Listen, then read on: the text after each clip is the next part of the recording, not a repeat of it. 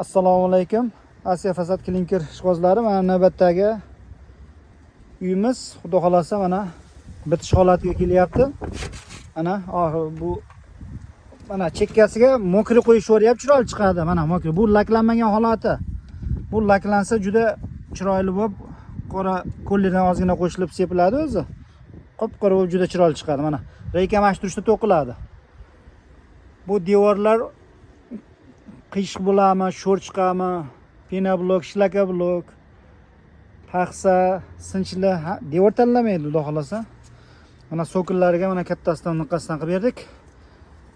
Bu laklansa juda chiroyli holatga o'tadi. Bu lak endi hozir bityapti joyimiz. Mana ustakam qatiryapti. Mana ko'rib o'tsalang bo'ladi-da.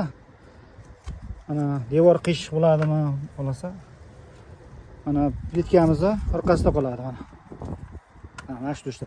Lekin maloshni svetdagi toshimizdan qilib beryapmiz. Mana chetkalariga mokrisini urib yuboryapti.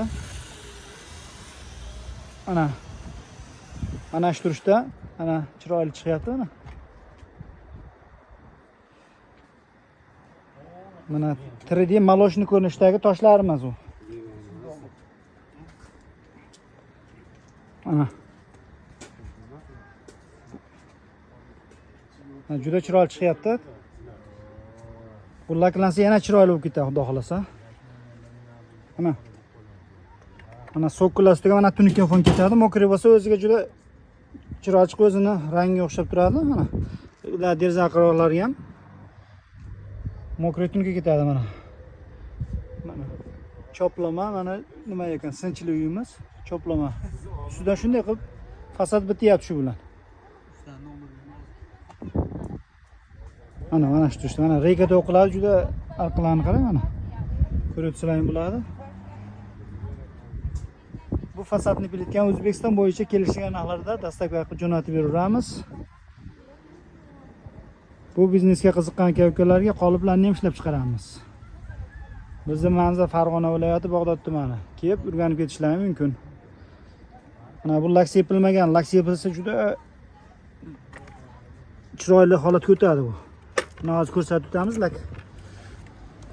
Sepilsa qanaqa holatga o'tishini ko'rasizlar. Mana lak sepilsa mana shu holatga o'tadi. Mana ko'rib o'tsalang bo'ladi mana. Mana.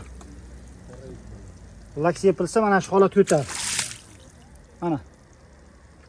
Bu lak sepilmasa shuna bo'lib turadi, lak sepilsa mana yaltirab mana shuna bo'lib turadi. Mana ko'rib o'tsalang bo'ladi mana, chiroyli bo'lib.